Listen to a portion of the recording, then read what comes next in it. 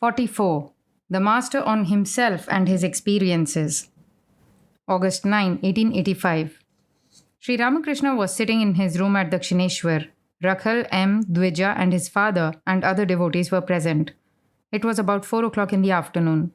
After returning from Vrindavan, Rakhal had spent a few days at home. Now he was staying with the Master. Latu, Harish, and Ramlal were also staying at the temple garden. Sri Ramakrishna was not well. It was the beginning of the illness subsequently diagnosed as the fatal cancer. But this did not disturb the serenity of his mind. Day and night, he had only one thought, and that was the spiritual welfare of his disciples. He was guiding them toward the attainment of God. He encouraged them constantly to cultivate knowledge and devotion and warned them of the snares of woman and gold. He was completely indifferent to his own illness and devoted himself wholeheartedly to the fulfillment of his earthly mission. Dvija was about 16 years old. After the death of his mother, his father had married a second time. Dvija often accompanied M to Dakshineshwar, but his father did not approve of it. Dvija's father had for a long time been speaking of visiting Sri Ramakrishna. Today he had come to Dakshineshwar. He was the manager of a business firm in Calcutta and had passed his examination in law. Master, to Dvija's father, please don't mind your children's coming here. I ask people to live in the world after the awakening of their spiritual consciousness. After extracting gold through hard labor, a man may keep it under earth or in a box or under water. The gold is not affected. I ask people to live in the world in a spirit of detachment. If you break the jackfruit after rubbing oil on your hands, its sticky juice will not smear them. If the unripe mind dwells in the world, the mind gets soiled. One should first attain knowledge and then live in the world. If you put milk in water, the milk is spoiled. But this will not happen if butter churned from the milk is put in water. Dvija's father. That is true, sir. Master, smiling. I know why you scold your children. You only threaten them. The brahmachari said to the snake, You are a fool indeed. I forbade you to bite but not to hiss. Your enemies would not have beaten you if only you had hissed at them. Your scolding of the children is really a hissing. Dvija's father smiles. A good son is an indication of his father's spiritual nature. If good water comes out when a reservoir is dug, it only indicates the virtue of the owner. A son is called Atmaja, the self-reborn. There is no difference between you and your son. In one way, you yourself are reborn as your son. In one sense, you are a worldly person, working in a business office and enjoying worldly life. In another sense, you are a devotee of God, in the form of your son. I heard that you were a very worldly person, but now I find it isn't so. Smiling. You know all this. I understand that you are very circumspect. Perhaps that is why you are nodding your assent to what I am saying. Dvija's father smiles. If your children visit this place, they will be able to know what you really are, how precious one's father is. If a person deceives his father and mother in order to seek religion, he gets only worthless trash. A man is born with several debts to his father, the devas, and the rishis. Besides, there is his debt to his mother. He also has a debt to his wife. She must be supported. If the wife is chaste, the husband must provide for her after his death. I could not live at Vrindavan on account of my mother. When I remembered that my mother was living in the temple garden here at Dakshineshwar, I could not feel peaceful at Vrindavan. I ask people to live in the world and at the same time fix their minds on God. I don't ask them to give up the world. I say, fulfill your worldly duties and also think of God. Dvija's father. I tell my children that they should attend to their studies. I don't forbid them to come to you, but I don't want them to waste time in frivolities with the youngsters. Master, referring to Dvija. This boy must have been born with some good tendencies. Why are the two other brothers different from him? Why is he alone spiritually minded? Will you be able to compel him not to visit this place? Sooner or later, everyone unfolds his inborn tendencies. Dvija's father. Yes, that is true. Sri Ramakrishna came down from the couch and sat on the floor beside Dvija's father. While talking with him, he touched him now and then. It was nearly evening. Sri Ramakrishna asked M and the others to show Dvija's father the temples. He said to them, I should have accompanied him myself if I were well. He asked someone to give sweets to the young man and said to Dvija's father, Let the children have a little refreshment. It is customary. Dvija's father visited the temples and the images and took a stroll in the garden. Sri Ramakrishna engaged happily in conversation with Bhupen, Dvija, M, and others on the southeast porch of his room. He playfully slapped Bhupen and M on the back. He said to Dvija with a laugh, How I talked to your father. Dvija's father returned to Sri Ramakrishna's room after dusk. He intended to leave shortly. He was feeling hot. Sri Ramakrishna fanned him himself. In a few minutes, the father took leave of the master. Sri Ramakrishna stood up to bid him farewell. It was 8 o'clock. Sri Ramakrishna was talking to Mahimacharan. Rakhal, M, and one or two companions of Mahimacharan were in the room. Mahimacharan was going to spend the night at the temple garden. Master to Mahima. Well, how do you find Kedar? Has he only seen milk or has he drunk it too? Mahima. Yes, he is enjoying bliss. Master. Nitya Gopal? Mahima. Very good. He is in a lofty state of mind. Master. Yes. Well, what about Girish Ghosh? Mahima. He too has developed nicely, but he belongs to another class. Master. And Narendra? Mahima. He is now in the state I was in 15 years ago. Master. The younger Naren? How guileless he is. Mahima.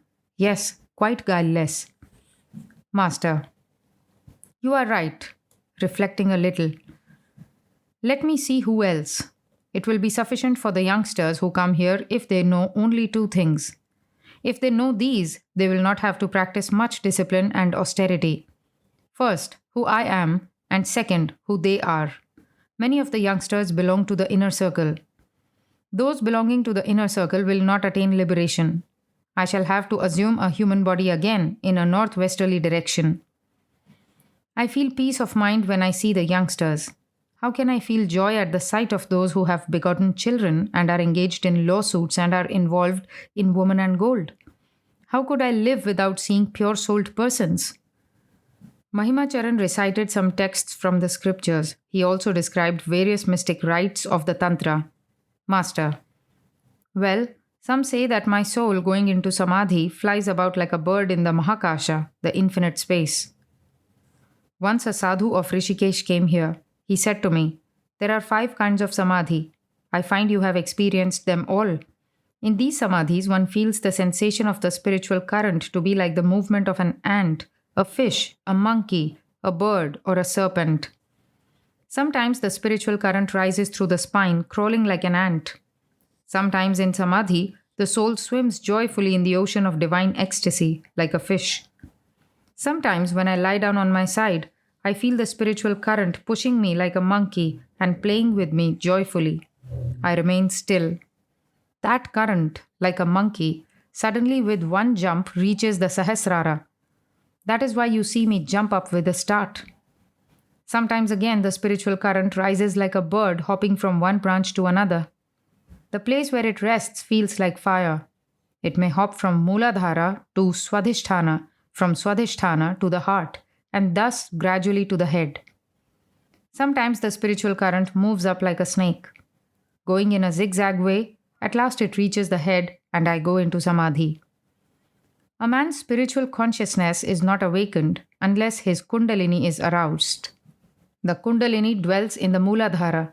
When it is aroused, it passes along the Sushumna nerve, goes through the centers of Swadhisthana, Manipura, and so on, and at last reaches the head. This is called the movement of the Mahavayu, the spiritual current. It culminates in Samadhi.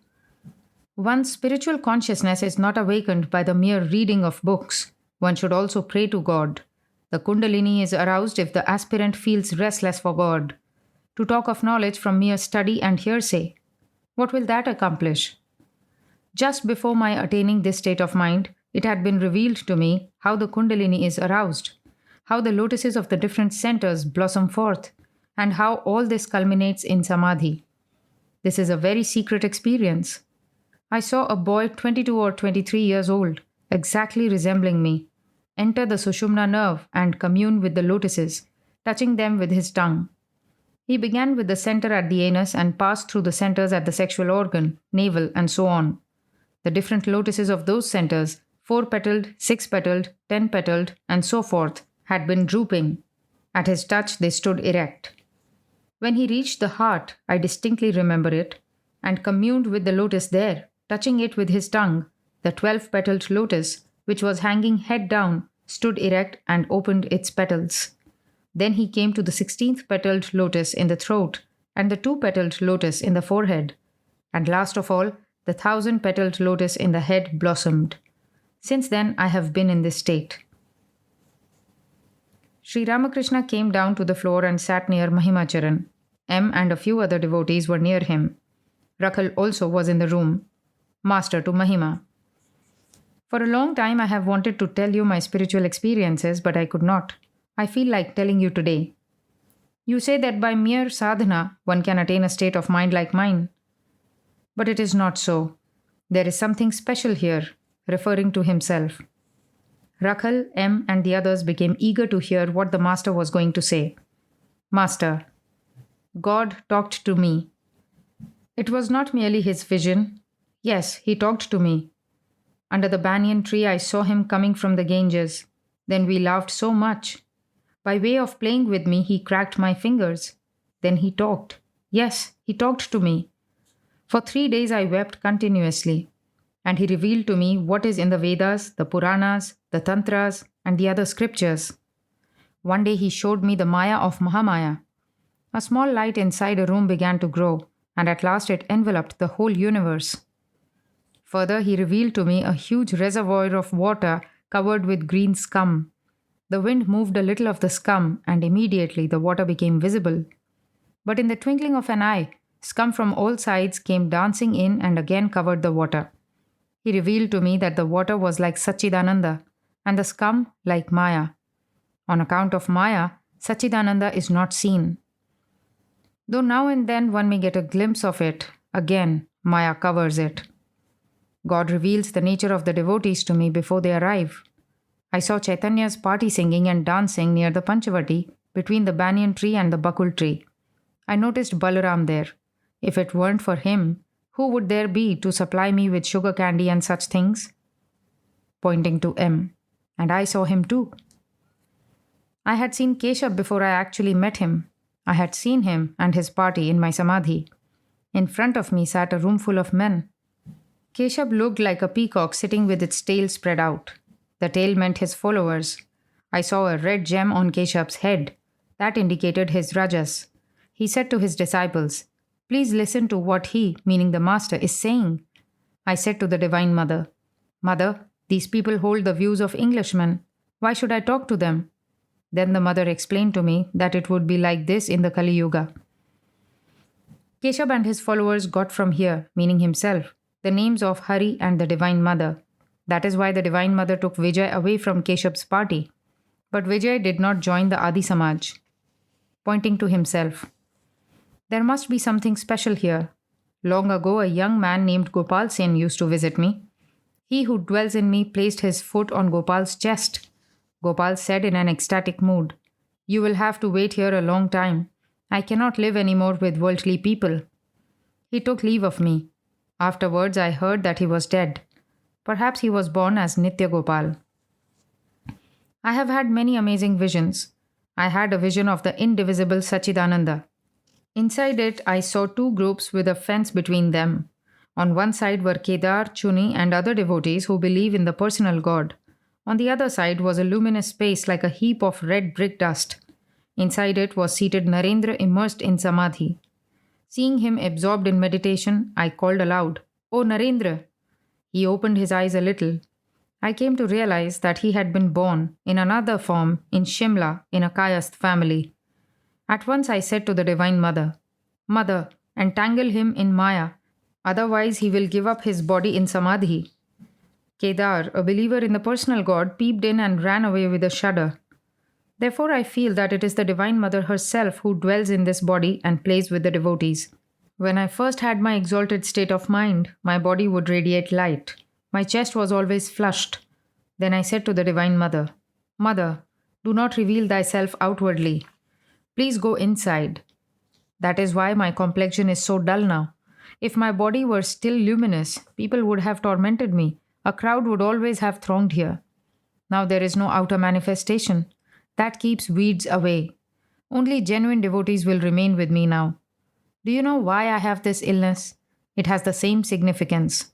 Those whose devotion to me has a selfish motive behind it will run away at the sight of my illness.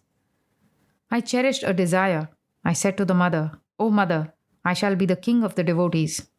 Again, this thought arose in my mind. He who sincerely prays to God will certainly come here. He must. You see, that is what is happening now. Only people of that kind come. My parents knew who dwells inside this body. Father had a dream at Gaya. In that dream, Raghuvir said to him, I shall be born as your son. God alone dwells inside this body. Such renunciation of woman and gold. Could I have accomplished that myself? I have never enjoyed a woman, even in a dream. Nangta instructed me in Vedanta. In 3 days I went into Samadhi. At the sight of my Samadhi under the Madhavi vine, he was quite taken aback and exclaimed, Ah, what is this? Then he came to know who resides in this body. He said to me, Please let me go. At these words of Totapuri, I went into an ecstatic mood and said, You cannot go till I realize the truth of Vedanta. Day and night I lived with him. We talked only Vedanta. The Brahmani used to say to me, Don't listen to Vedanta. It will injure your devotion to God. I said to the Divine Mother, Mother, please get me a rich man. If you don't, how shall I be able to protect this body? How shall I be able to keep the sadhus and devotees near me? That is why Mathur Babu provided for my needs for 14 years. He who dwells in me tells me beforehand what particular class of devotees will come to me. When I have a vision of Gauranga, I know that devotees of Gauranga are coming. When I have a vision of Kali, the Shaktas come. At the time of the evening service, I used to cry out from the roof of the kuti, weeping, Oh, where are you all? Come to me. You see, they are all gathering here, one by one. God Himself dwells in this body. It is He who, of His own accord, is working with these devotees. What a wonderful state of mind some of the devotees have. The younger Naren gets Kumbhaka without any effort, and Samadhi too. Sometimes he stays in an ecstatic mood for 2.5 hours, sometimes even more. How wonderful! I have practiced all kinds of sadhana, Jnana Yoga, Karma Yoga, and Bhakti Yoga. I have even gone through the exercises of Hatha Yoga to increase longevity. There is another person dwelling in this body. Otherwise, after attaining Samadhi, how could I live with the devotees and enjoy the love of God? Kowar Singh used to say to me, I have never before seen a person who has returned from the plane of Samadhi. You are none other than Nanak. I live in the midst of worldly people. On all sides I see woman and gold. Nevertheless, this is the state of my mind, unceasing Samadhi and Bhava. That is the reason Pratap said at the sight of my ecstatic mood, Good heavens, it is as if he were possessed by a ghost. Rakhal, M. and the others were speechless as they drank in this account of Sri Ramakrishna's unique experiences. But did Mahimacharan understand the import of these words? Even after hearing them, he said to the master, These things have happened to you on account of your meritorious actions in your past births. Mahima still thought that Sri Ramakrishna was a sadhu or a devotee of God. The master nodded assent to Mahima's words and said, Yes, the result of past actions. God is like an aristocrat who has many mansions. Here, referring to himself, is one of his drawing rooms. The bhakta is God's drawing room. It was 9 o'clock in the evening. Sri Ramakrishna was sitting on the small couch. It was Mahimacharan's desire to form a Brahma Chakra in the presence of the master. Mahima formed a circle on the floor with Rakhal, M, Kishori, and 1 or 2 other devotees. He asked them all to meditate. Rakhal went into an ecstatic state. The master came down from the couch and placed his hand on Rakhal's chest, repeating the name of the Divine Mother.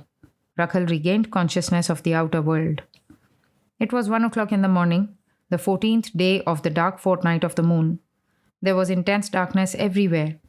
1 or 2 devotees were pacing the concrete embankment of the Ganges. Sri Ramakrishna was up. He came out and said to the devotees, Nangta told me that at this time, about midnight, one hears the Anahata sound. In the early hours of the morning, Mahimacharan and M lay down on the floor of the master's room. Rakhal slept on a camp cot. Now and then Sri Ramakrishna paced up and down the room with his clothes off, like a 5-year-old child. Monday, August 10. It was dawn. The master was chanting the name of the Divine Mother. He went to the porch west of his room and looked at the Ganges. Then he stopped in front of the pictures of different god and goddesses in the room and bowed to them. The devotees left their beds, saluted to Sri Ramakrishna, and went out. The master was talking to a devotee in the Panchavati. The latter had dreamt of Chaitanya Deva. Master, in an ecstatic mood. Ah me, ah me. Devotee. But sir, it was only a dream. Master, is a dream a small thing? The master's voice was choked. His eyes were filled with tears. Sri Ramakrishna was told of a devotee who had divine visions even while he was awake. The master said, I am not surprised. Narendra too sees forms of God nowadays. Mahimacharan went to one of the Shiva temples to the west of the courtyard and chanted hymns from the Vedas. He was alone. It was 8 o'clock in the morning. M bathed in the Ganges and came to Sri Ramakrishna. The Brahmani who was grief-stricken on account of her daughter's death also entered the room.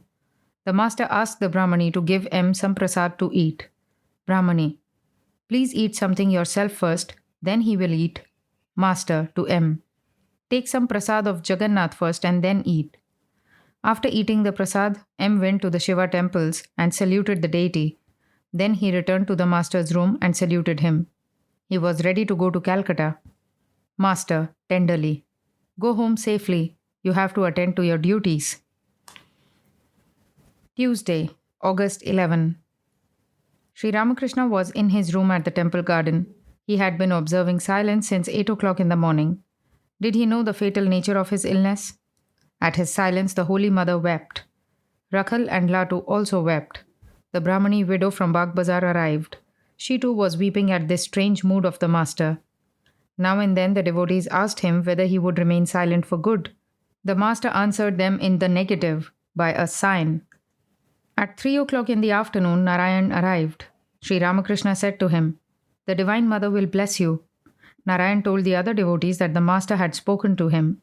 A heavy weight was lifted from their breasts. They all came into the master's room and sat on the floor. Master, to the devotees, the mother showed me that all this is verily Maya. She alone is real, and all else is the splendor of her Maya. Another thing was revealed to me. I found out how far the different devotees have progressed. Devotees, please tell us about it. Master, I came to know about all these devotees, Nitya Gopal, Rakhal, Narayan, Purna, Mahima Chakravarti and the others. Sunday, August 16, 1885. The news of Sri Ramakrishna's illness had been reported to the devotees in Calcutta. They thought it was just a sore in his throat. Many devotees arrived at Dakshineshwar to visit him. Among them were Girish, Ram, Nitya Gopal, Mahima, Kishori and Pandit Shashadhar. Sri Ramakrishna was in his usual happy mood. He was talking to the devotees. Master, I cannot tell the mother about my illness. I feel ashamed to talk of it. Girish, God will cure you. Ram, yes, you will be all right. Master, smiling, yes, give me your blessing. All laugh. Girish was a recent visitor to Dakshineshwar. The master said to him, You have so many duties to perform. You have to face so many troubles. Come here only 3 times more. To Shashadhar, please tell us something about the Adya Shakti. Shashadhar, what do I know, sir? Master, smiling, a certain man had great respect for another man. The second man asked him to bring him a little fire for his tobacco. He answered humbly, Sir, am I fit to carry a fire? He didn't bring the fire. All laugh. Shashadhar, the primal power alone is both the instrumental and the material cause of the universe. It is she who has created the universe and its living beings. Further, she herself has become all these. To give an example, the spider as the instrumental cause makes the web, and as the material cause brings the web out of its own body. Master, it is also stated that he who is Purusha is also Prakriti. He who is Brahman is also Shakti. He is called Purusha or Brahman when he is inactive, that is to say, when he ceases to create, preserve, or destroy, and he is called Shakti or Prakriti when he engages in those activities. But he who is Brahman is none other than Shakti. He who is Purusha has verily become Prakriti. Water is water, whether it moves or is still. A snake is a snake, whether it wriggles along or stays still and coiled up. What Brahman is cannot be described. Speech stops there.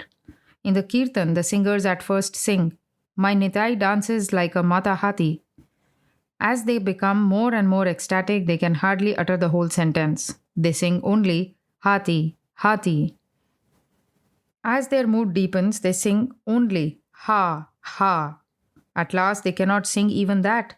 They become completely unconscious. As the master spoke these words, he himself became transfixed in samadhi. He was standing. Regaining consciousness of the world, he said, That which is beyond both Kshara and Akshara cannot be described. The devotees sat in silence. Master, you cannot go into samadhi as long as your worldly experiences are not finished, or as long as you have duties to perform. To Shashadhar, God is now making you perform such duties as delivering lectures. You must do these things now. You will have peace when your duties are finished. After completing her household duties, the mistress of the family goes for her bath. She will not come back then, even if you shout after her. Thursday, August 27, 1885. Sri Ramakrishna was sitting in his room at Dakshineshwar. It was 5 o'clock in the afternoon. There were 2 or 3 devotees with him. While with the devotees, he never gave a thought to his physical illness, often spending the whole day with them, talking and singing. Dr. Madhu was treating Sri Ramakrishna. He frequently visited the master at Dakshineshwar, coming by country boat from Calcutta. The devotees were very much worried about the master. It was their secret desire that the physician should see him daily. M said to the master, Dr. Madhu is an experienced physician. It will be nice if he sees you every day. Pandit Shamapada of Antpur arrived. It was dusk. The Pandit went to the bank of the Ganges to perform his evening worship. He had some amazing visions during the worship. He returned to the master's room and sat on the floor. Sri Ramakrishna had just finished meditation and the chanting of the holy names. He was sitting on the small couch and M on the foot rug. Rakhal, Latu, and the others were in and out of the room. Master, to M, pointing to the Pandit. He is very nice. To the Pandit. Where the mind attains peace by practicing the discipline of Neti Neti, there Brahman is. The king dwells in the inmost room of the palace, which has 7 gates. The visitor comes to the first gate. There he sees a lordly person with a large retinue, surrounded on all sides by pomp and grandeur. The visitor asks his companion, Is he the king? No, says his friend with a smile. At the second and the other gates, he repeats the same question to his friend. He finds that the nearer he comes to the inmost part of the palace, the greater is the glory, pomp, and grandeur. When he passes the 7th gate, he does not ask his companion whether it is the king. He stands speechless at the king's immeasurable glory.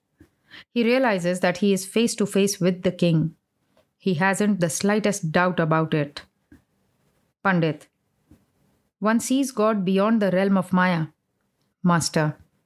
But after realizing God, one finds that he alone has become Maya, the universe, and all living beings. This world is no doubt a framework of illusion, unreal as a dream. One feels that way when one discriminates following the process of not this, not this. But after the vision of God, this very world becomes a mansion of mirth. What will you gain by the mere study of scriptures? The Pandits merely indulge in reasoning. Pandit. I hate the idea of being called a Pandit. Master. That is due to the grace of God. The Pandits merely indulge in reasoning. Some have heard of milk and some have drunk milk. After you have the vision of God, you will find that everything is Narayana. It is Narayana himself who has become everything. The Pandit recited a hymn to Narayana. Sri Ramakrishna was overwhelmed with joy. Pandit, quoting from the Gita. With the heart concentrated by yoga, with the eye of evenness for all things, he beholds the self in all beings, and all beings in the self. Master, have you read the Adhyatma Ramayana? Pandit, yes, sir, a little. Master, The book is filled with ideas of knowledge and devotion. The life of Shavari and the hymn by Ahalya are filled with bhakti. But you must remember one thing: God is very far away from the mind tainted with worldliness. Pandit: Yes, sir. God is far, far away from worldly intelligence, and God is very near where that does not exist. I visited a certain zamindar, one Mukherjee of Uttarpara. He is now an elderly man, but he listens only to stories and novels. Master: It is further said in the Adhyatma Ramayana that God alone has become the universe and its living beings. The Pandit was delighted. He recited a hymn to that effect from the 10th chapter of the Bhagavata. O Krishna, Krishna, mighty yogi, thou art the primal supreme Purusha. This universe, manifest and unmanifest, is thy form, as the sages declare. Thou alone art the soul, the sense organs, the Lord dwelling in the bodies of all. Thou art the subtle great Prakriti, made of sattva, rajas, and tamas. Thou alone art the Purusha, the Lord dwelling in the bodies of all. As Sri Ramakrishna listened to the hymn, he went into samadhi. He remained standing. The Pandit was seated. The master placed his foot on the Pandit's lap and chest and smiled. The Pandit clung to his feet and said, O Guru, please give me God consciousness. After the Pandit had left the room, Sri Ramakrishna said to him, Don't you see that what I have said is coming to pass?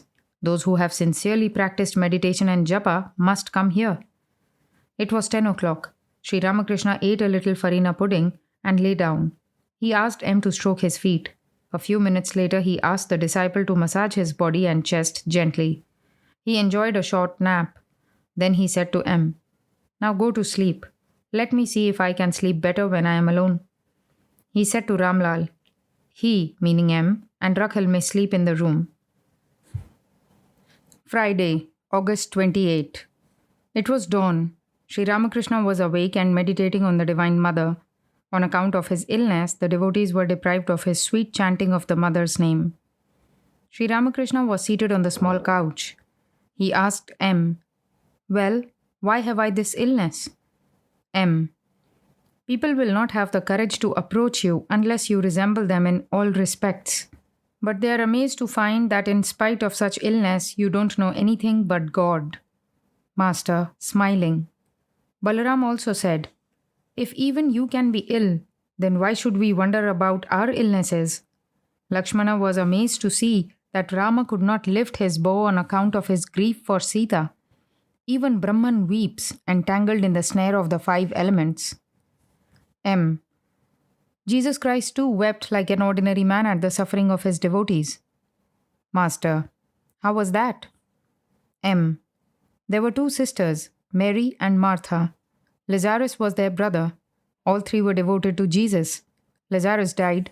Jesus was on his way to their house. One of the sisters, Mary, ran out to meet him. She fell at his feet and said, weeping, Lord, if you had been here, my brother would not have died. Jesus wept to see her cry. Then Jesus went to the tomb of Lazarus and called him by name. Immediately Lazarus came back to life and walked out of the tomb. Master, but I cannot do those things. M.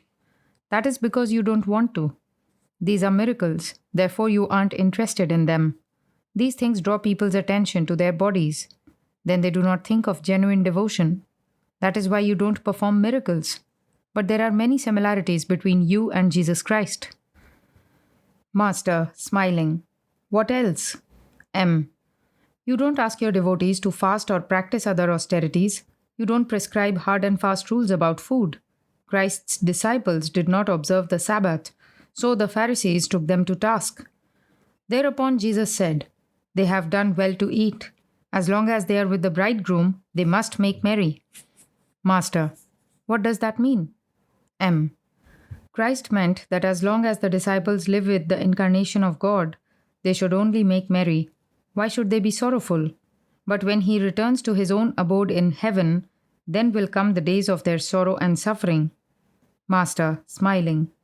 Do you find anything else in me that is similar to Christ? M. Yes, sir. You say, the youngsters are not yet touched by woman and gold. They will be able to assimilate instruction. It is like keeping milk in a new pot. The milk may turn sour if it is kept in a pot in which curd has been made. Christ also spoke like that. Master, what did he say? M. If new wine is kept in an old bottle, the bottle may crack. If an old cloth is patched with new cloth, the old cloth tears away. Further, you tell us that you and the mother are one. Likewise, Christ said, I and my Father are one. M. You say to us, God will surely listen to you if you call on him earnestly. So also Christ said, Knock and it shall be opened unto you. Master. Well, if God has incarnated himself again, is it a fractional or a partial or a complete manifestation of God? Some say it is a complete manifestation. M.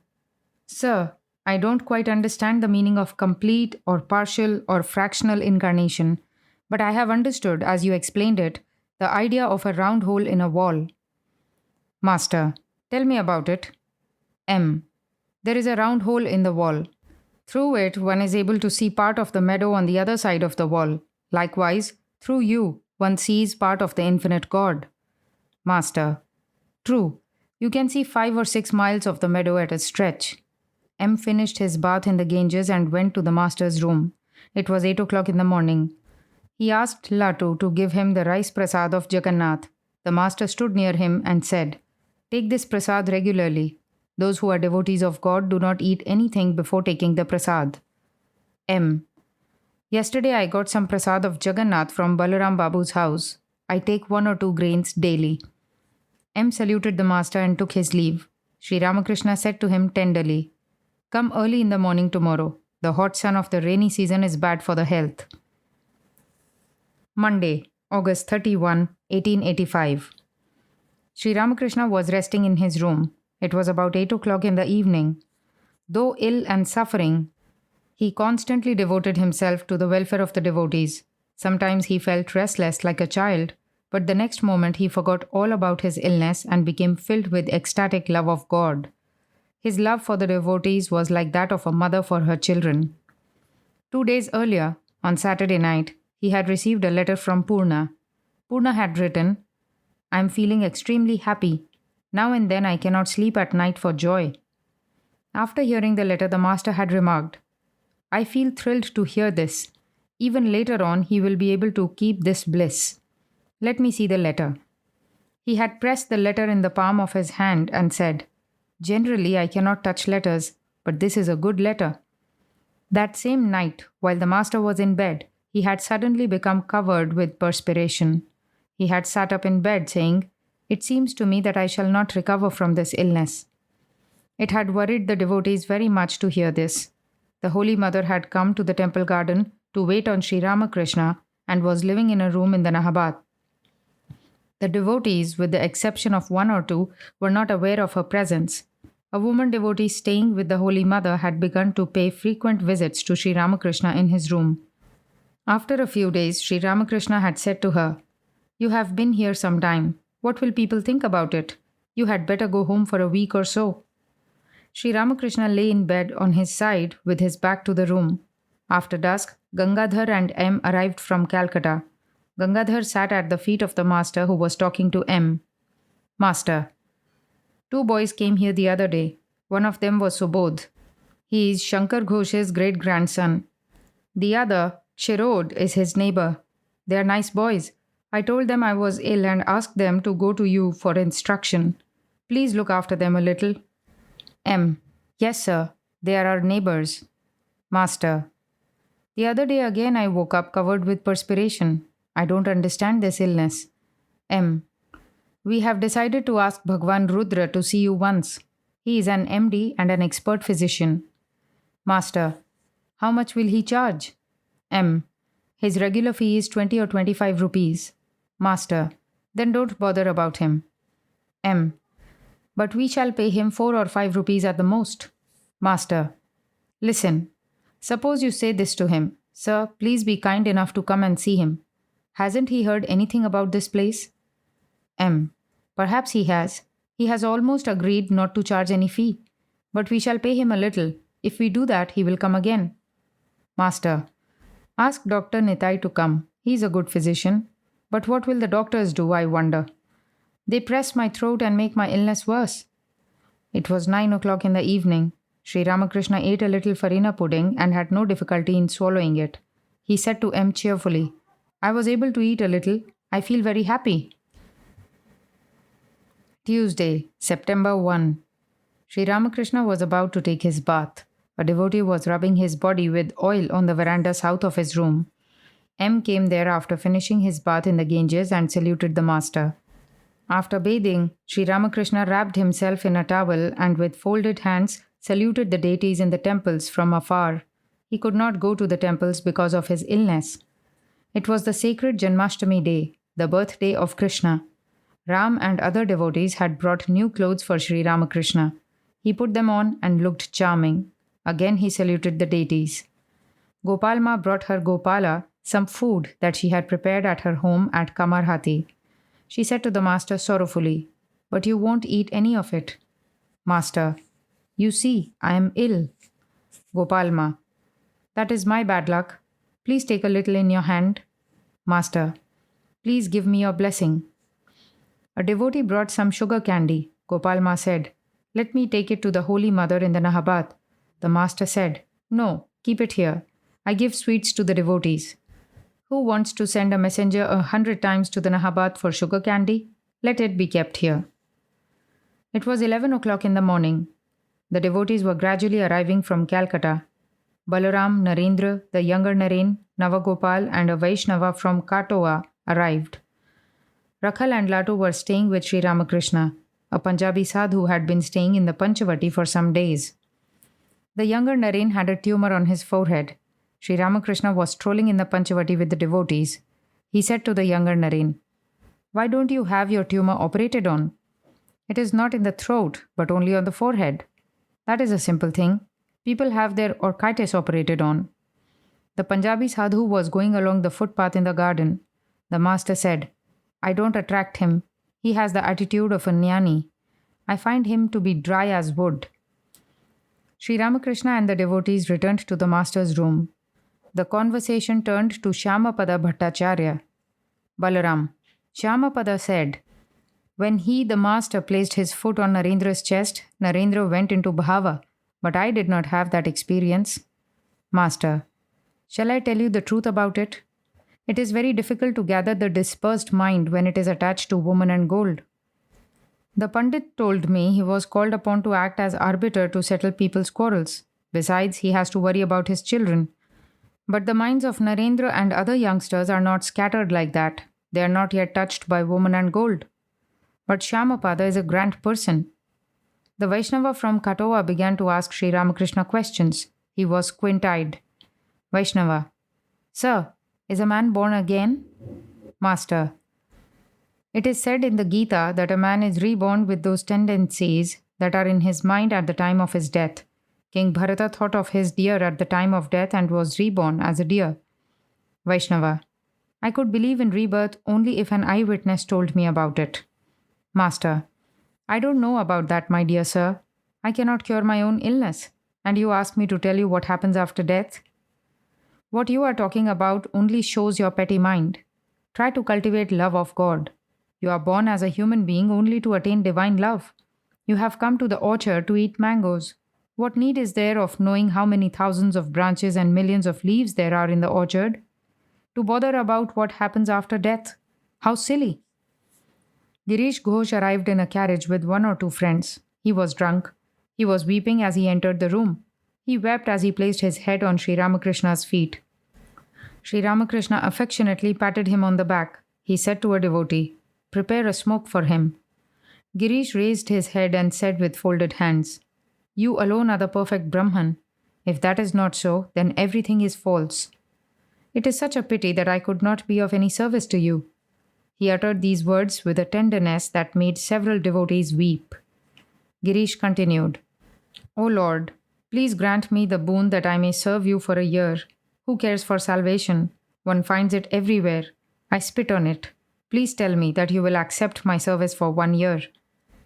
Master, people around here are not good. Some may criticize you. Girish, I don't care. Please tell. Master, all right. You may serve me when I go to your house. Girish, no, it is not that. I want to serve you here. Girish was insistent. The master said, well, that depends on God's will. Referring to the master's throat trouble, Girish said, please say, let it be cured. All right, I shall thrash it out. Kali, Kali. Master, you will hurt me. Girish, O throat, be cured. He blows at the throat like an exorciser. Are you not all right? If you aren't cured by this time, you certainly will be if I have any devotion to your feet. Say that you are cured. Master, sharply, leave me alone. I can't say those things. I can't ask the Divine Mother to cure my illness. All right, I shall be cured if it is the will of God. Girish, you are trying to fool me. All depends on your will. Master, shame. Never say that again. I look on myself as a devotee of Krishna, not as Krishna himself. You may think as you like. You may look on your Guru as God. Nevertheless, it is wrong to talk as you are talking. You must not talk that way again. Girish, please say you will be cured. Master, very well, if that pleases you. Girish was still under the influence of drink. Now and then he said to Sri Ramakrishna, well, sir, how is it that you were not born this time with your celestial beauty? A few moments later he said, I see, this time it will be the salvation of Bengal. A devotee said to himself, why Bengal alone? It will be the salvation of the whole world. Girish said, addressing the devotees, does any of you understand why he is here? It is for the liberation of men. Their suffering has moved him to assume a human body. The coachman was calling Girish. He got up and was going toward the man. The master said to him, watch him. Where is he going? I hope he won't beat the coachman. M accompanied Girish. Presently Girish returned. He prayed to Sri Ramakrishna and said, O God, give me purity that I may not have even a trace of sinful thought. Master, you are already pure. You have such faith and devotion. You are in a state of joy, aren't you? Girish, no sir, I feel bad. I have worries. That is why I have drunk so much liquor. A few minutes afterwards, Girish said, Lord, I am amazed to find that even I, have been given the privilege of serving the perfect Brahman. What austerities have I practiced to deserve this privilege? Sri Ramakrishna took his midday meal. On account of his illness, he ate very little. The master's natural tendency of mind was to soar into the plane of God consciousness. He would force his mind to be conscious of the body, but like a child, he was incapable of looking after his body. Like a child, he said to the devotees, I have eaten a little. I shall rest now. You may go out for a little while. Sri Ramakrishna rested a few minutes. The devotees returned to the room. Girish, the Guru and the Ishta. I like very much the form of the Guru. I am not afraid of him. Why should it be so? I am afraid of ecstasy. At the sight of ecstasy, I run away. Master, he who is the Ishta appears in the form of the Guru. The aspirant practices meditation on a corpse. When he obtains the vision of his chosen ideal, it is really the Guru who appears to him and says, this is that. That is to say, he points out to the disciple his Ishta. Uttering these words, the Guru disappears into the form of the Ishta. The disciple no longer sees the Guru. In the state of perfect jnana, who is the Guru and who is the Shishya? That creates a very difficult situation. There the teacher and the disciple do not see each other. A devotee. Guru's head and disciple's feet. Girish, joyously. Yes, yes, it is true. Navagopal. But listening to its meaning. The disciple's head belongs to the Guru, and the Guru's feet belong to the disciple. Do you understand? Girish. No, that is not the meaning. Haven't you seen the child climbing on the head of the father?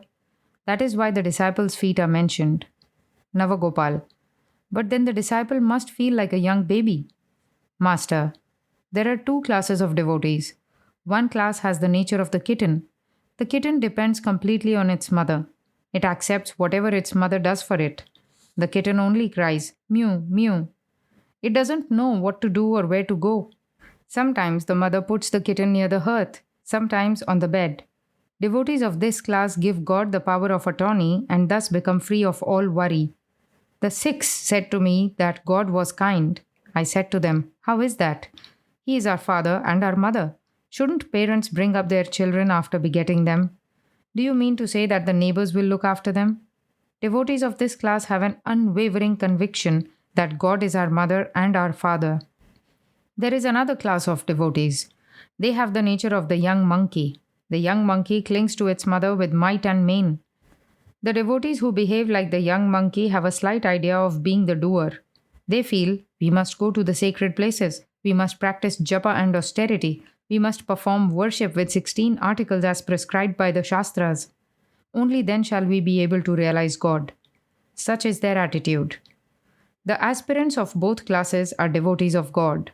The farther you advance, the more you will realize that God alone has become everything. He alone does everything. He alone is the Guru, and He alone is the Ishta. He alone gives us knowledge and devotion. The farther you advance, the more you will see that there are other things even beyond the sandalwood forest, mines of silver and gold and precious gems. Therefore, go forward. But how can I ask people to go forward? If worldly people go too far, then the bottom will drop out of their world.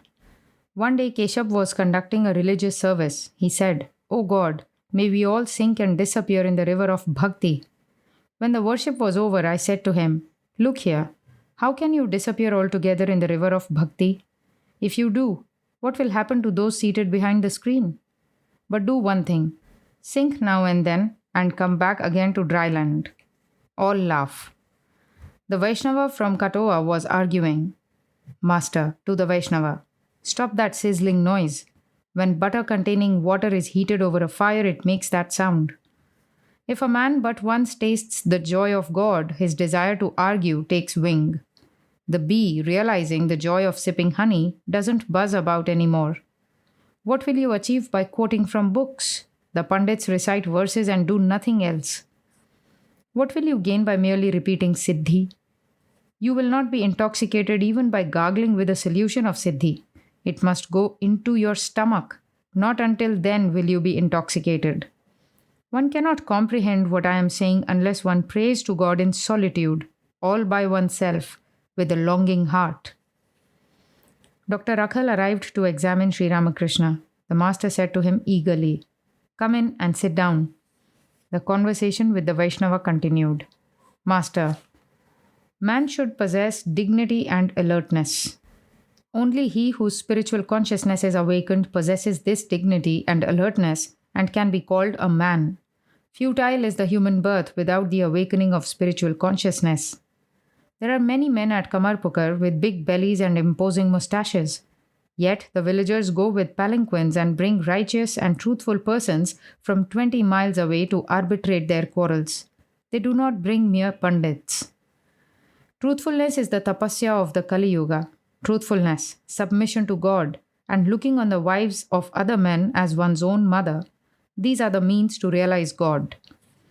Like a child, Sri Ramakrishna said to the physician, "Sir, please cure my throat." Doctor, "Do you ask me to cure you?"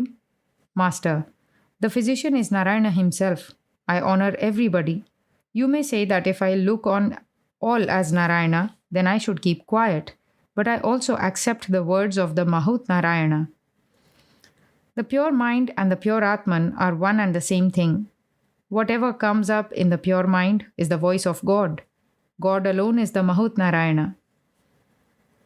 Why should I not listen to God? He alone is the master. As long as he keeps eye consciousness in me, I shall obey his orders. The doctor was going to examine Sri Ramakrishna's throat. The master said, "Dr. Mahindra Sarkar pressed my tongue the way they press a cow's." Like a child, Sri Ramakrishna said to the physician, pulling at his shirt sleeves again and again, "Sir, my dear sir, please cure my throat." Looking at the laryngoscope, he said with a smile, "I know it. You will see the reflection in it." Narendra sang, but on account of the master's illness, there was not much music. September 2. After finishing his midday meal, Sri Ramakrishna sat on the small couch and talked to Dr. Bhagwan Rudra and M. Rakhal, Latu and other devotees were in the room. The physician heard all about the master's illness. Sri Ramakrishna came down to the floor and sat near the doctor. "Master, You see, medicine does not agree with me. My system is different. Well, what do you think of this? When I touch a coin, my hand gets twisted, my breathing stops. Further, if I tie a knot in the corner of my cloth, I cannot breathe. My breathing stops until the knot is untied. The master asked a devotee to bring a rupee. When Sri Ramakrishna held it in his hand, the hand began to writhe with pain.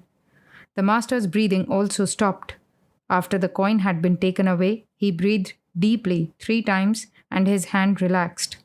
The doctor became speechless with wonder to see this strange phenomenon.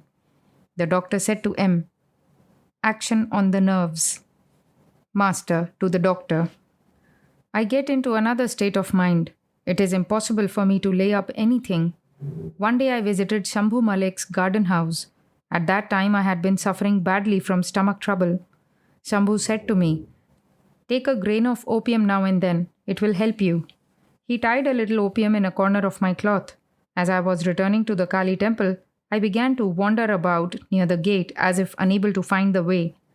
Then I threw the opium away and at once regained my normal state. I returned to the temple garden. One day at Kamarpukar, I picked some mangoes. I was carrying them home, but I could not walk. I had to stay standing in one place. Then I left the mangoes in a hollow. Only after that could I return home. Well, how do you explain that?" Doctor, "There is a force behind it. Will force." M. He, meaning the master, says that it is God force. You say that it is will force.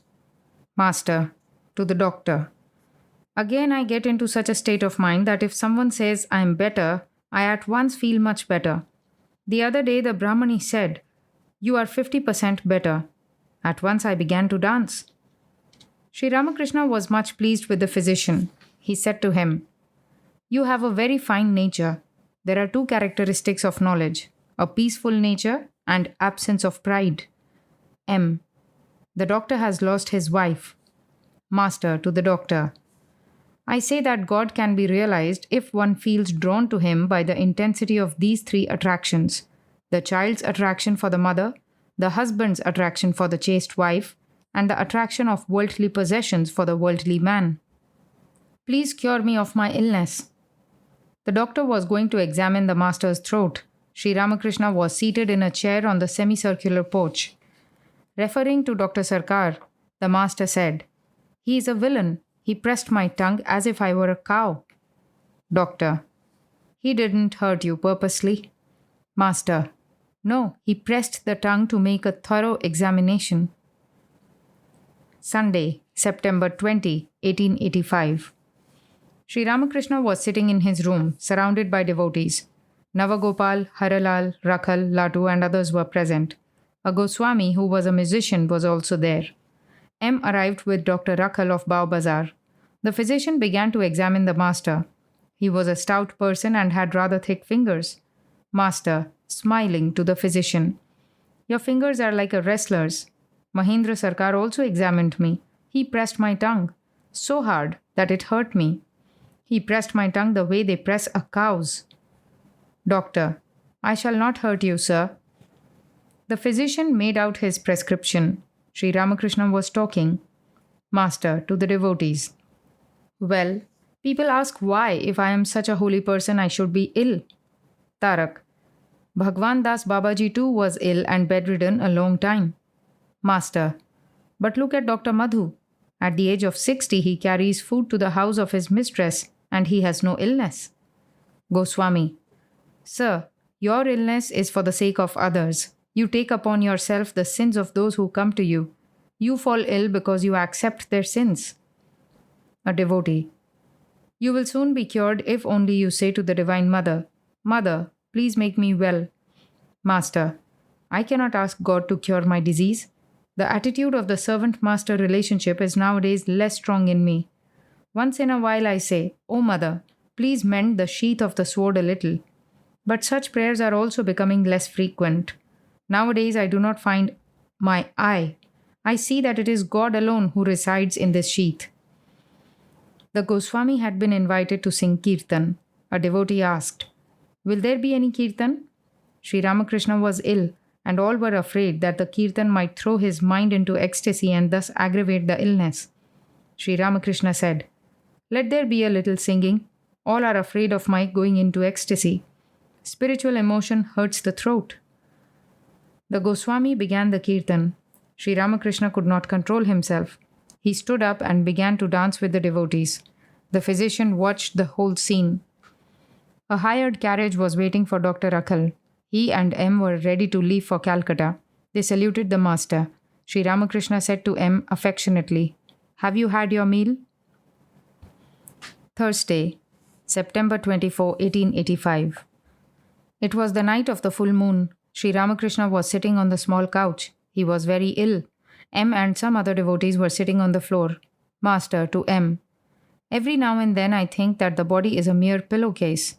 The only real substance is the indivisible Satchidananda. When I go into divine ecstasy, this illness of the throat remains away from me. I am now somewhat in that mood, and so I feel like laughing."